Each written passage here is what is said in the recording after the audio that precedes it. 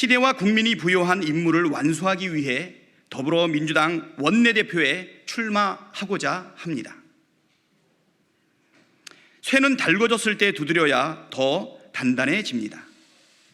이재명 대표와 박찬대 원내대표의 강력한 투톱 체제로 국민이 부여한 임무를 완수하는 개혁국회, 민생국회를 만들겠습니다.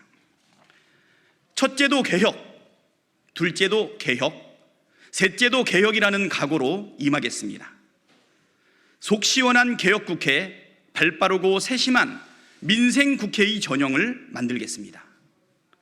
국민 여러분께 22대 개혁국회를 만들기 위한 실천 방안에 대해 말씀드리겠습니다. 첫째, 윤석열 대통령이 21대 국회에서 거부권을 행사한 법안을 재추진하겠습니다. 윤석열 대통령이 거부한 방송법, 방송문화진흥회법, 한국교육방송공사법 개정안, 간호법, 노동조합법 개정안, 양곡관리법 개정안, 대장동 55 클럽 특검법, 김건희 특검법, 이태원 참사 특별법은 민생과 개혁을 위해 꼭 필요한 법안들입니다. 대통령은 거부했지만 국회는 책무를 포기하지 말아야 합니다. 22대 국회 개원 즉시 당론으로 재발의하고 통과시키겠습니다. 둘째, 이재명 대표의 정치 철학과 국가 비전을 원내에서 충분하게 뒷받침하겠습니다. 먼저 이재명 대표가 제안한 전 국민 25만 원 민생회복지원금 지급에 필요한 추경 예산 13조 확보를 위해 즉각 협상에 들어가겠습니다. 셋째, 22대 국회는 말만 하는 국회가 아니라 실천하는 국회로 만들겠습니다.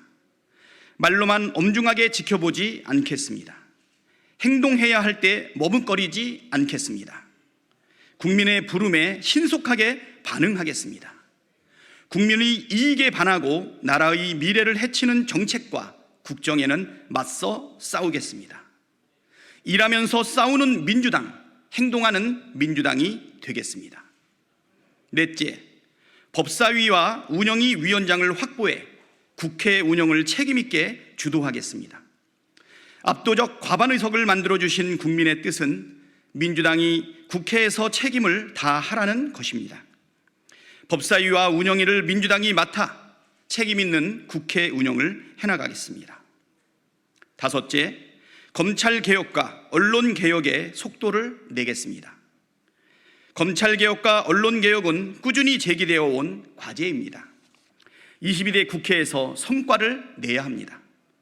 정권의 부당한 언론 탄압은 막아내고 국민을 위한 언론개혁은 추진하겠습니다.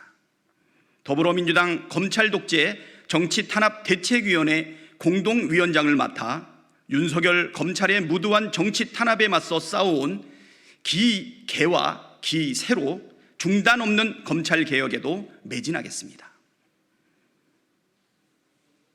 더불어민주당 선후배 동료 의원들에게는 다음과 같은 약속을 드립니다. 첫째, 상임위 배분에 있어 초선 의원을 먼저 고려하겠습니다. 초선 의원들이 자기 전문성을 10분 발휘할 수 있도록 희망 상임위를 최우선 배정하겠습니다. 둘째, 재선 이상 의원들이 당직에서 소외되지 않도록 적재적소에 배치하겠습니다.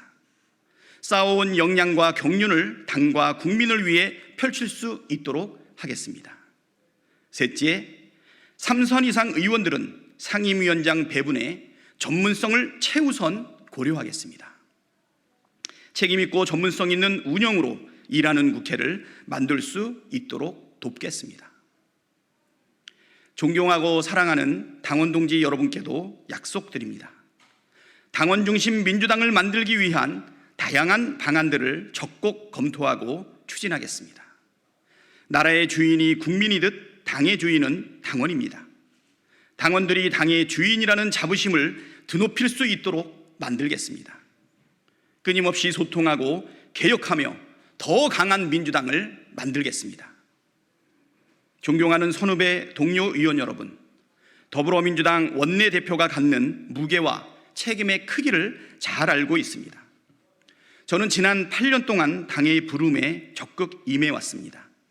원내 대변인, 원내 정책 수석부대표 등을 맡아 원내에서 성실하게 일했고 최고위원으로서 당 운영에도 책임과 역할을 다해왔습니다.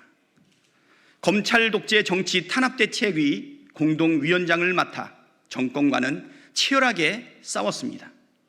모든 활동에 있어서 공익을 앞세우고 사익을 멀리했습니다. 그동안 쌓아온 경험과 실력을 바탕으로 원내 대표에게 부여된 책임과 역할을 다하며 성과를 내겠다는 약속드립니다.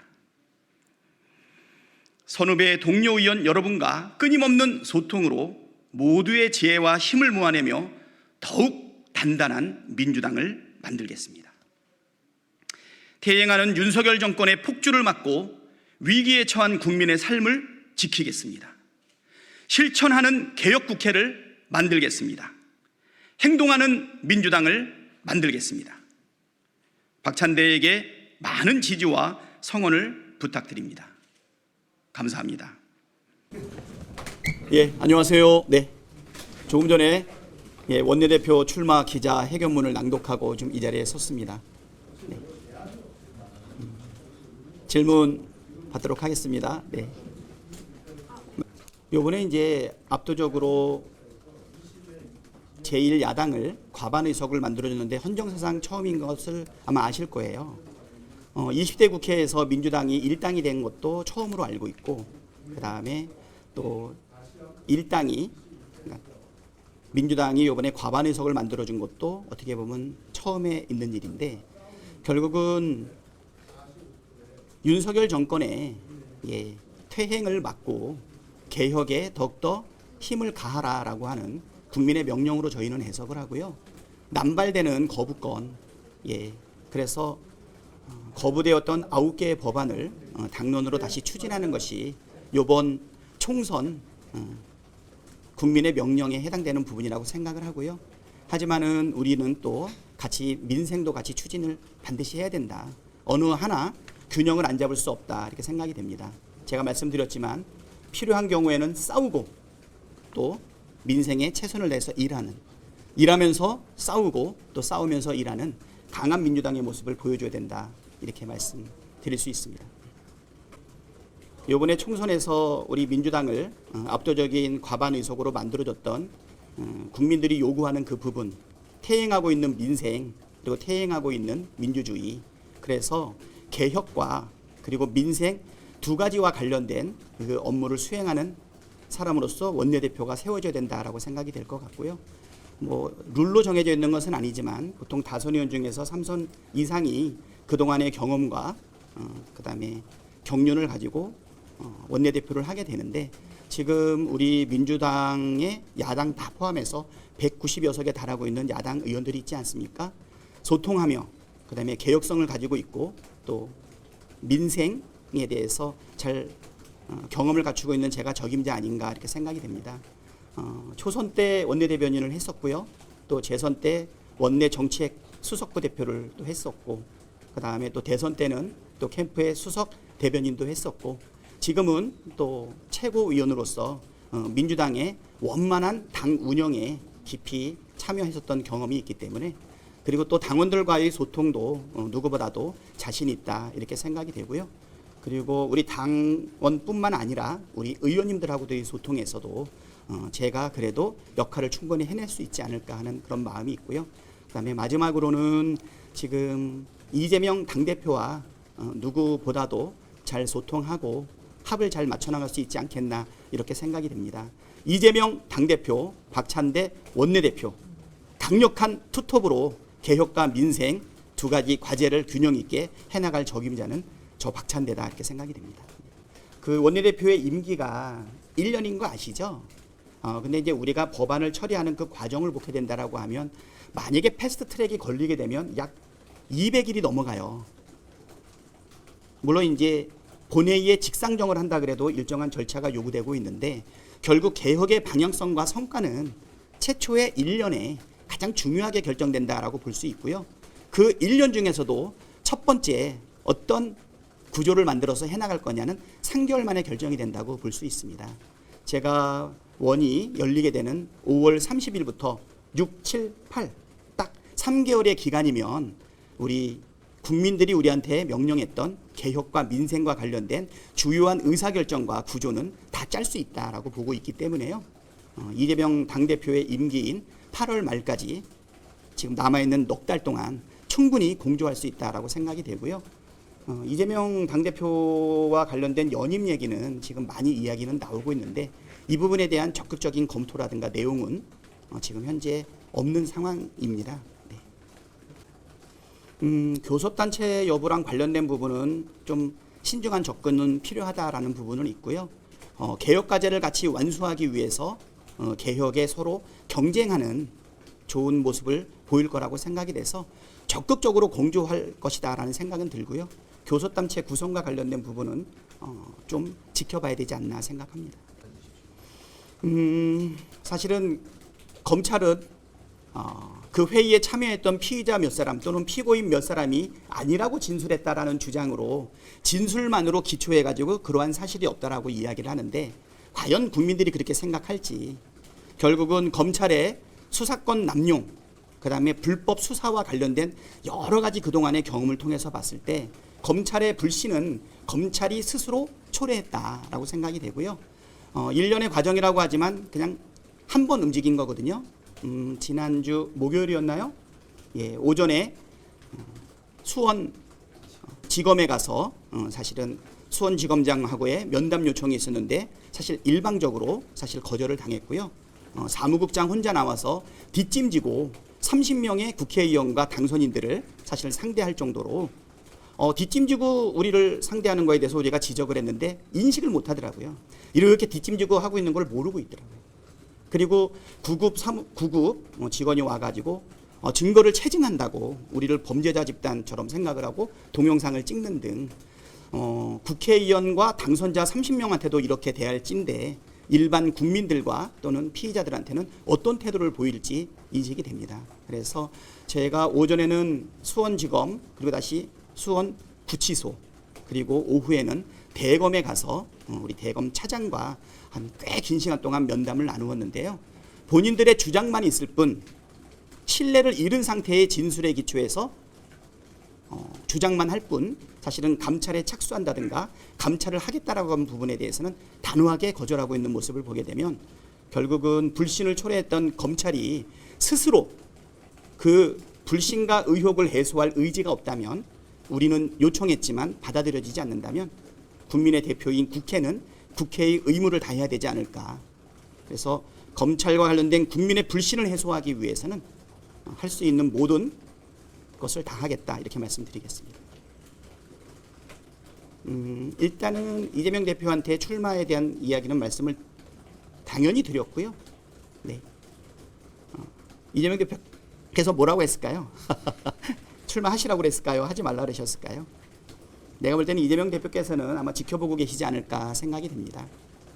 아마 당선자들 22대 당선자들이 지켜봤을 때 개혁과제에 대해서 우리가 주저주저하고 그리고 민생 문제에 대해서 유능함을 못 보여준다면 20대 국회에 이어서 21대 국회에 이어서 22대 국회에도 압도적인 의석수를 모아준 거에 대한 엄중한 심판, 피할 수 없는 책임을 아마 물을 거라고 생각이 됩니다. 지금 이재명 대표를 중심으로 해서 똘똘 뭉쳐서 남아있는 민생 과제 그리고 또 미완의 개혁 과제들을 빠르게 구조화하고 그리고 이것을 해결할 수 있는 최고의 적임자가 누굴까? 아까도 말했듯이 이재명 당대표, 박찬대 원내대표가 강력한 투톱으로 이 두 가지 문제를 해결하기 위해서 노력하는 부분에 대해서 당선자들께서 판단하실 거다 이렇게 생각합니다.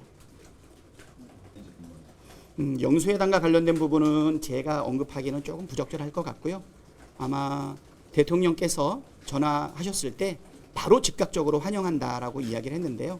만시지탄이기는 하지만 그래도 대통령께서 제1야당의 이재명 대표와 영수회담을 하자라고 했던 부분에 대해서는 환영하는 바이고요. 저희도 막혀있는 민생 문제들을 해결하기 위해서 빠르게 영수회담을 진행해야 된다라고 보고요. 그 안에서 이루어지는 의제와 관련된 부분은 당대표를 중심으로 해서 정리하지 않을까 이렇게 생각이 되고, 아마 국민들 마음속에 몇 가지 의제들은 있을 거라고 생각이 됩니다. 아마 그 부분이 좀 신중하게 접근할 필요가 있지 않나. 필요하다면 당 대변인을 통해서 언급도 있지 않을까 생각합니다. 예. 하나 정도만 더 받을까요? 두 분 정도만 맨 뒤에. 네. 대표님 이제 네, 사전에 뭐 협의해 가지고서 예를 들어서 뭐 누가 먼저 한다든가 이런 건 어떻게 보면 적절하지 않을 수 있고요. 결국은 투표권을 가지고 있는 당선자들이 누가 더 적합한지 판단할 기회는 갔는데 아직 서용교 최고위원님과 구체적인 얘기는 나누지는 않았는데요. 내일 최고위원회가 끝나고 나서 서용교 의원님하고 말씀을 나누면 좋지 않을까 이런 생각이 듭니다. 그건 그렇고 또 하나 그 앞에 질문이 의장님 관련해서요. 우리 원내대표도 하마평에 올랐던 분들이 굉장히 많았는데 지금 각자 고민들이 많이 있으시고, 저도 이제 고민하다가 이제 오늘 기자회견을 했는데 아까 여쭤보니까 첫 번째 기자회견이라고 이야기를 하시네요. 아마 원내대표도 치열하게 고민하고 또 필요한 경우 출마 기자회견을 할 거라고 보는데 국회의장님도 상당히 과열이라고 할까요? 많은 분들이 지금 준비하고 있는 것으로 알고 있습니다. 특히 이제 원내의 문제에 있어서는 의장의 역할과 원내대표의 역할이 정말 누가 더 중요하냐 따지지 못할 정도로 정말 중요하거든요. 예, 당대표와 힘을 합쳐서 우리가 강력한 투톱을 이루겠다고 제가 말씀을 드렸지만 의장님하고도 어떻게 대화하고 문제를 풀어갈지가 정말 중요하기 때문에 원내대표 그리고 국회의장님 정말 중요합니다. 누가 그 과제를 가장 잘 해낼 수 있을지 원내대표 선출된 내용을 보고 또 국회의장 뽑을 때도 같이 고려하지 않을까 이렇게 생각합니다. 지금 뭐 누가 적합하다 이런 얘기는 제가 말씀드리기는 좀 어렵고요. 뭐 저 스스로도 적합한지 안 적합한지 또 판단받는 입장에 있지 않겠습니까? 지금까지는 이제 국회의장이 상당한 수는 사전에 선수와 나이 등을 고려해서 아주 소수의 후보군을 만들었기 때문에 한두 분 정도가 추대되든지 아니면 불가피하게 경선을 하는 경우가 있었는데요. 아까 말씀드렸듯이 지금 국회의장은 좀 상당히 많은 분들이 지금 입후보에서 준비를 하고 있는데 지금 당규상으로는 종다수로 결정하도록 되어 있어요. 그러니까 결선 투표 없이 제일 1차 투표 많이 받으신 분이 되도록 되어 있다 보니까 그거는 만약에 10명이 나왔다.